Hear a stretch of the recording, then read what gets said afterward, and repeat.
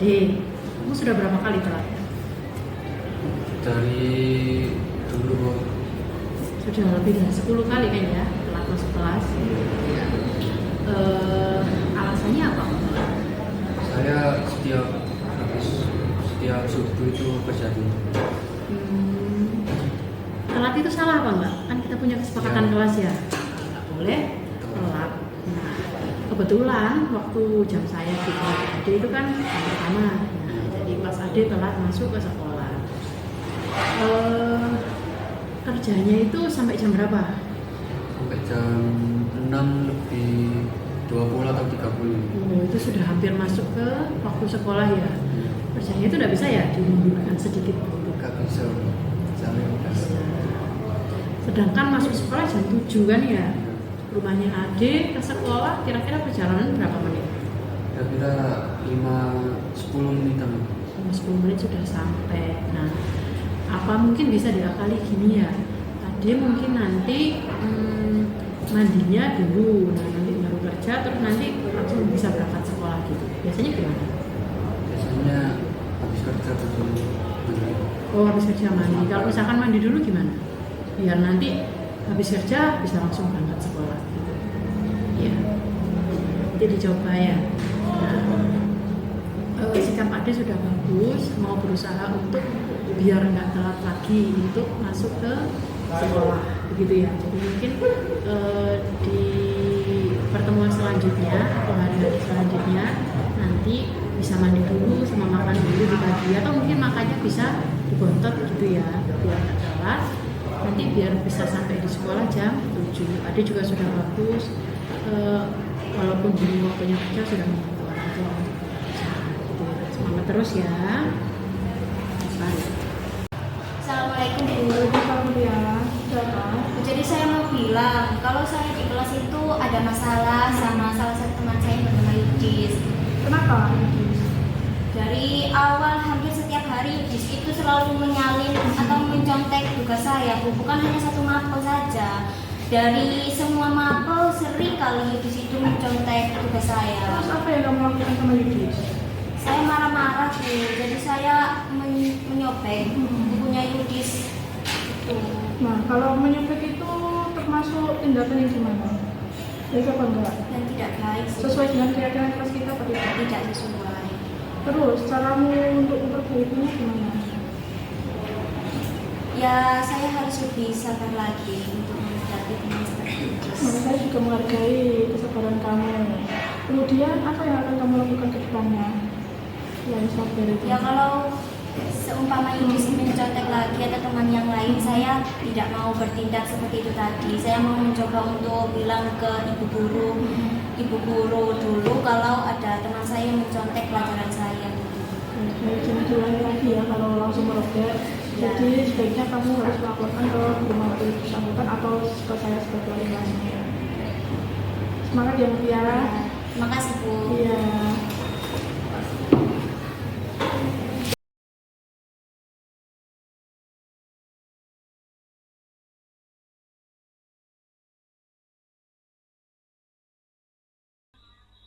Untuk bergabung dengan Zoom hari ini. Perkenalkan, nama saya Dwi Wulandari selaku moderator dari kegiatan diskusi penerapan budaya positif. Hari ini narasumber kita ada dua, yaitu Bu Ayu Anita Sari sebagai guru penggerak SMA Negeri 1 Kejayan, dan narasumber kedua kita yaitu Ibu Inaya Nur Hardianti selaku guru penggerak dari SMA Negeri 1 Kejayan. Langsung saja Bapak Ibu, kita mulai diskusinya. Kami persilakan kepada Ibu Ayu untuk memaparkan materinya. Silakan Bu Ayu. Baik, terima kasih. Mohon maaf untuk yang materi pertama nanti disampaikan oleh Bu Inayah terlebih dahulu.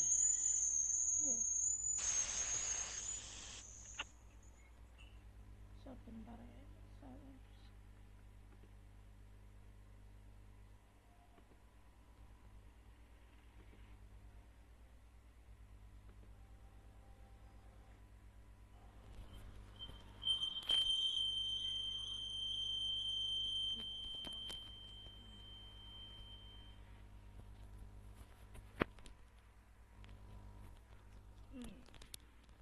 Maaf Bu Ayu, bisa dibantu share screen tak Bu Ayu? Ya, sebentar Bu. Oke.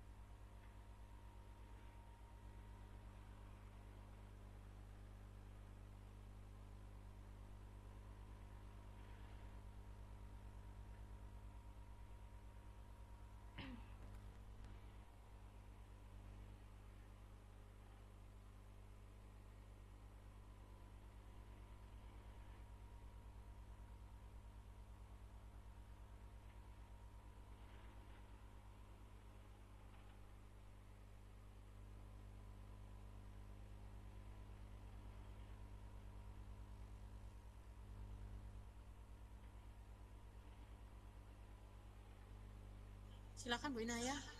Terima kasih kepada Bapak Ibu yang sudah hadir pada kegiatan Google Meet kita pada siang hari ini. Di sini saya akan menjelaskan mengenai penyebaran pemahaman penerapan budaya positif. Next slide Bu Ayu.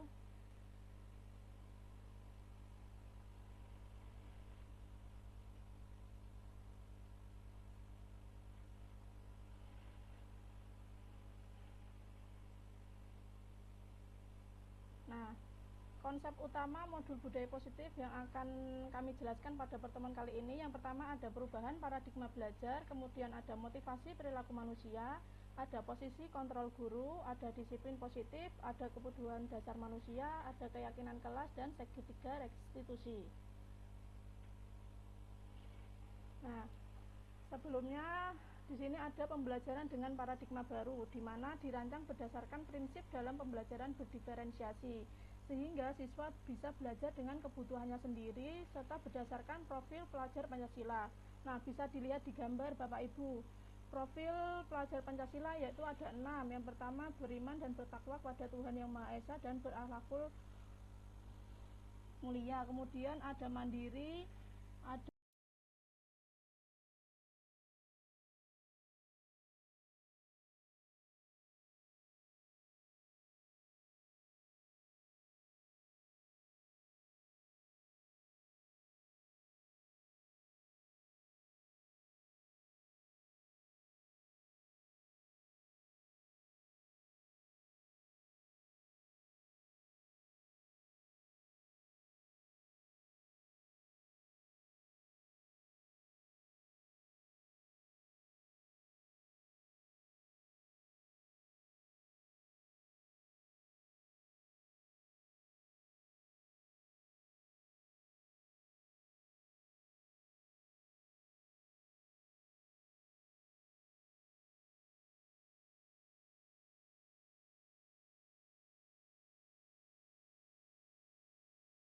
Itu lebih ke memberi hukuman tetapi sesuai dengan kesalahannya, sesuai kesepakatan yang telah dibuat oleh guru dan juga oleh siswa. Dan untuk yang restitusi ini itu lebih ke bagaimana guru membuat siswanya itu tadi sadar akan kesalahannya dan juga dia mau berubah dari keinginannya sendiri. Berikut 5 posisi kontrol guru dalam restitusi. Yang pertama, ini tingkatan yang paling awal itu adalah penghukum. Kemudian ada pembuat rasa bersalah, kemudian teman, pemantau, dan juga manajer. Jadi untuk yang awal itu seperti yang guru-guru sering lakukan itu adalah sebagai penghukum. Jadi ketika siswa bersalah, guru menghukum siswa tersebut dengan biasanya hukuman fisik ataupun hukuman secara verbal. Kemudian pembuat rasa bersalah, biasanya kalimatnya seperti kamu tidak kasihan sama ibu sudah berusaha untuk membuat soal ini, tetapi kamu kenapa tidak mengerjakannya? Atau misalkan ibu sudah susah payah loh membuat pembelajaran ini, tetapi kenapa kamu kok tidak memperhatikan? Jadi lebih seperti itu untuk membuat rasa bersalah. Kemudian tingkatan yang ketiga adalah ketika guru sudah bisa menjadi teman. Jadi guru sudah bisa akrab dengan siswa-siswanya. Kemudian sebagai pemantau, jadi biasanya membuat kesepakatan kelas. Kemudian ketika siswa itu tadi melanggar, beliau akan mengatakan apakah kalian tahu kesepakatannya apa, kemudian konsekuensinya apa ketika kalian melanggar. Kemudian yang terakhir adalah manajer. Jadi ketika guru sudah bisa menjadi manajer, biasanya ketika siswa melakukan kesalahan, guru akan melakukan restitusi. Jadi membuat siswa tersebut sadar akan kesalahannya dan juga kembali ke kesepakatan yang telah dibuat. Nah, ini adalah salah satu contoh kasus. Kasusnya adalah siswa tidak memakai atribut lengkap saat upacara bendera. Ini contoh yang menghukum, biasanya gurunya akan mengatakan patuhi peraturan sekolah lalu berdiri di depan barisan. Atau misalkan kamu lari dulu 10 putaran. Itu. Kemudian kalau membuat rasa bersalah itu berapa kali ibu harus memberitahu kamu, guru sangat kecewa sama kamu. Kemudian untuk yang sebagai posisi teman, ayolah yang tertib buat guru bangga, kali ini tidak apa-apa kamu salah, jangan diulangi lagi ya. Kemudian untuk yang keempat, posisi pemantau, kamu sudah melanggar apa peraturan dan konsekuensinya. Kemudian untuk yang posisi manajer, apakah kamu tahu kesalahanmu? Kira-kira bagaimana kamu memperbaiki masalah ini? Selanjutnya adalah keyakinan kelas. Bagaimana cara membentuk keyakinan kelas kita? Yang pertama lebih abstrak dari peraturan, kemudian sedikit saja agar mudah diingat. Kemudian yang ketiga berupa pertanyaan universal, yang keempat sesuai dengan kondisi kelas, dan yang kelima dibuat dalam bentuk positif. Jadi kalau misalkan kita membuat peraturan atau keyakinan kelas itu tadi, jangan membuat dalam bentuk negatif, misalkan jangan lari-lari atau misalkan jangan mencontek, jadi lebih dalam bentuk positif. Misalkan tugasnya dikerjakan secara mandiri ya, dikerjakan sendiri-sendiri. Ini adalah keyakinan kelas yang dibuat oleh Bu Inayah di kelas 11-8. Jadi di sini yang pertama bekerja sama menjaga kebersihan kelas, kemudian saling peduli, membantu dan menghargai satu sama lain. Kemudian yang ketiga datang tepat waktu, yang keempat aktif dalam pembelajaran, dan yang kelima mengerjakan tugas tepat waktu. Ini adalah kesepakatan kelas yang waktu itu saya buat di kelas saya. Di sini saya meminta siswa untuk menuliskan kesepakatan kelasnya, kemudian saya bacakan dan kita menyepakati hasil yang ditulis siswa dan juga tambahan dari saya. Ini adalah segitiga restitusi. Jadi dalam segitiga restitusi itu yang pertama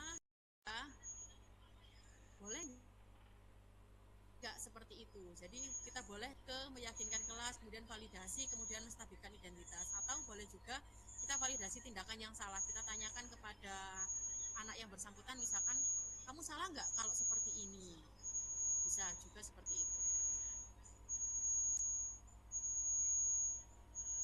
Ini adalah video penerapan segitiga restitusi yang saya buat di kelas 11-8. Ini adik. Jadi adik ini sering telat masuk sekolah karena dia bekerja. Jadi pulang kerjanya itu sekitar setengah 7 atau jam 6.30. Sedangkan rumahnya di Pacar Keling membutuhkan waktu sekitar 10-15 menit untuk SMA Kejayaan. Nah, setengah 7 itu posisinya adik memang masih belum mandi dan juga belum berpakaian sekolah. Jadi adik ini sangat sering berangkat ke sekolah. Kemudian ini penerapan segitiga restitusi oleh Ibu Inayah. Di sini kasusnya Mutia kelas 11-8, dia berkelahi dengan Yudis karena semua tugas Mutia dicontek sehingga Mutia marah dan menyobek bukunya Yudis. Baik, itu yang dapat kami paparkan. Terima kasih. Saya kembalikan lagi ke Bu Dwi.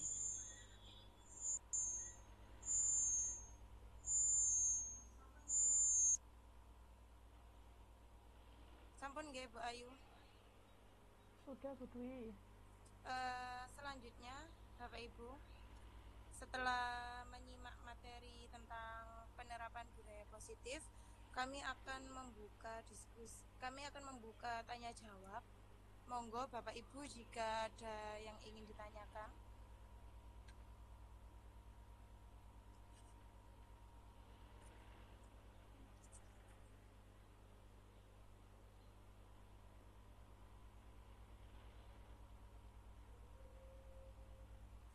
Monggo Bapak Ibu. Nggih. Warahmatullahi wabarakatuh. Waalaikumsalam warahmatullahi wabarakatuh.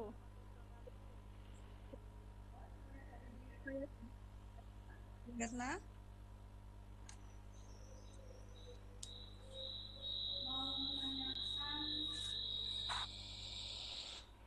tentang restitusi tadi ya. Nggih, restitusi. Restitusi ya. Iya Bu. Iya. Saya tulis ada hukuman, ada konsekuensi, dan ada restitusi. Tapi untuk yang hukuman itu tidak bisa ya.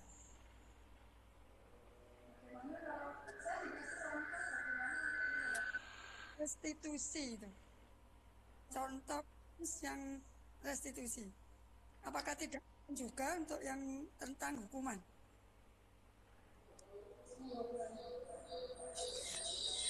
Bu Ayu, saya ulangi lagi nggih dan Bu Inaya. Bu Erna minta contoh restitusi. Monggo bisa dijawab. Bu Ayu. Bu Inaya. Saya dulu tak Bu Ayu.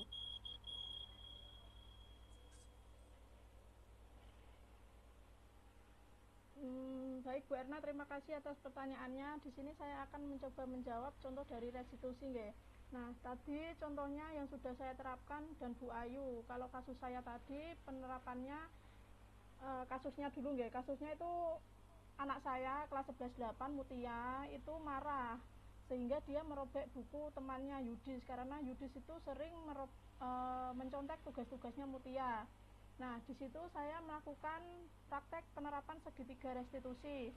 Di mana kan tadi segitiga restitusi tahapannya kan ada 3 nggih. Sebentar, restitusi.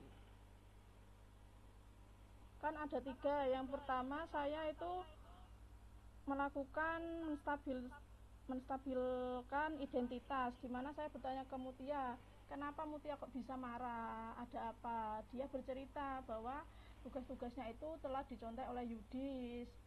Terus di situ saya melakukan validasi tindakannya. Nah, saya tanya ke Mutia gini Bu, kalau dengan menyobek buku Yudis itu gimana? Apakah sesuai dengan keyakinan kelas kita apa bukan? Nah, kemudian dia menjawab, bukan Bu.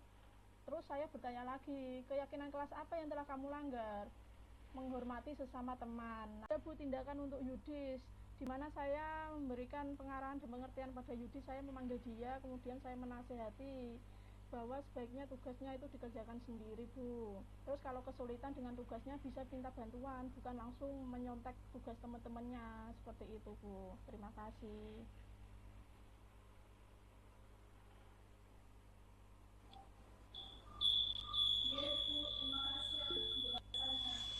Bu Erna, sama-sama.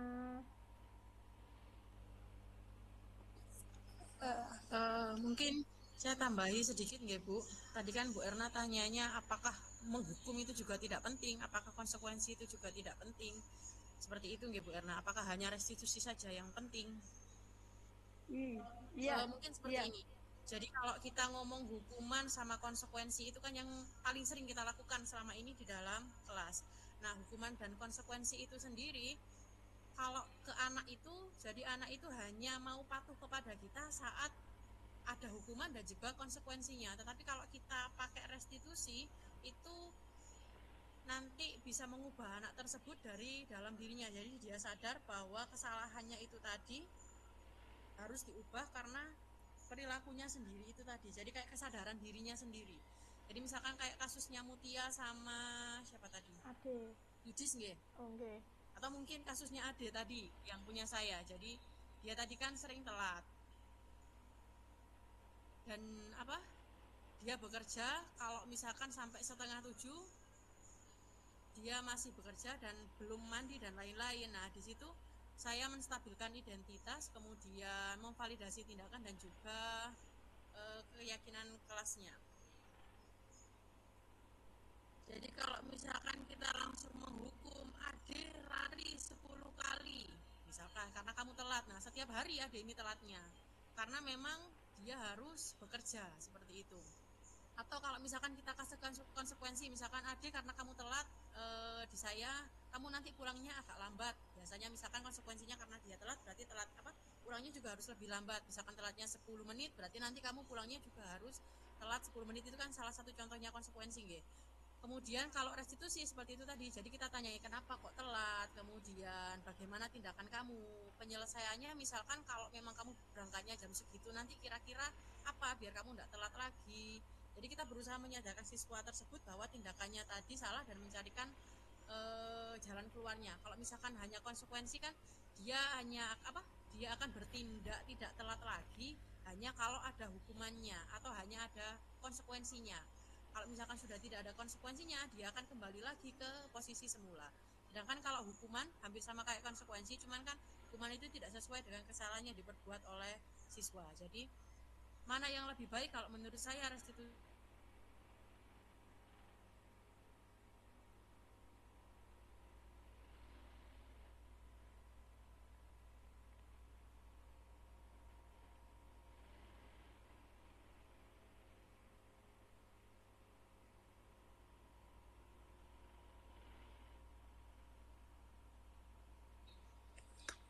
Monggo Bu Inaya, dilanjutkan. Maaf, apa Bu? Nge-lag soalnya tadi, nggak tahu. Gimana? Sepertinya Mbak I tiba-tiba mati nih Bu Inaya. Dilanjutkan untuk yang tadi, perbedaan hukuman sama restitusi itu. Sudah, Tapi Bu saya Ayu? sudah jelas Bu, sudah cukup. Oh, gempon. Terima kasih Bu Erna. Terima kasih Bu Inaya dan Bu Ayu atas penjelasannya. Untuk pertanyaan yang kedua, Bapak Ibu, monggo bertanya.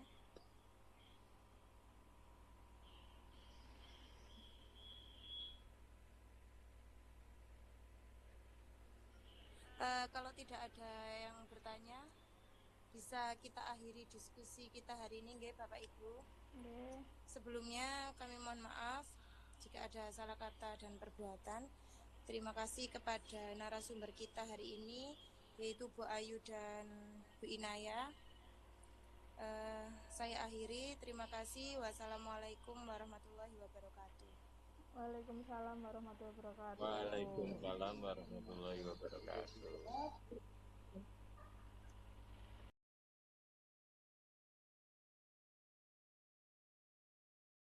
Assalamualaikum warahmatullahi wabarakatuh. Waalaikumsalam warahmatullahi wabarakatuh.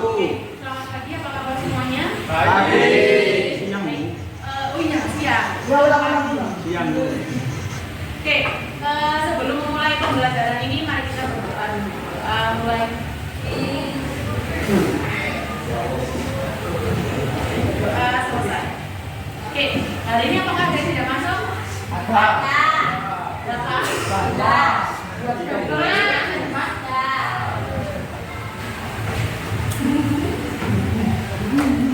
Oke, sebelum memulai pembelajaran ini, kita akan membuat kesepakatan kelas. Jadi saya sudah mengirimkan linknya di buku kelas, silakan dilihat. Di situ kita akan membuat kesepakatan kelas selama pembelajaran ini nanti, apa yang harus dilakukan atau disepakati ya pembelajaran ini bisa berjalan dengan baik. Contohnya, misalkan kalau pembelajaran nggak boleh pakai HP Bu, atau misalkan nggak boleh rame. Ya, bisa ditulis ya. Saya tunggu waktunya 2 menit. Baik, di sini sudah ada hasilnya. Jadi di sini ada yang menuliskan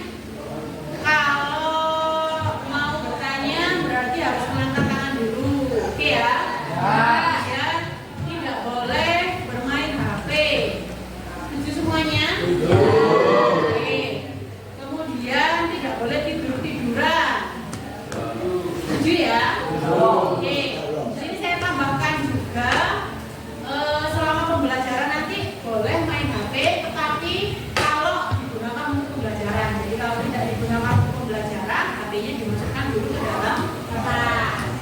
Itu ya.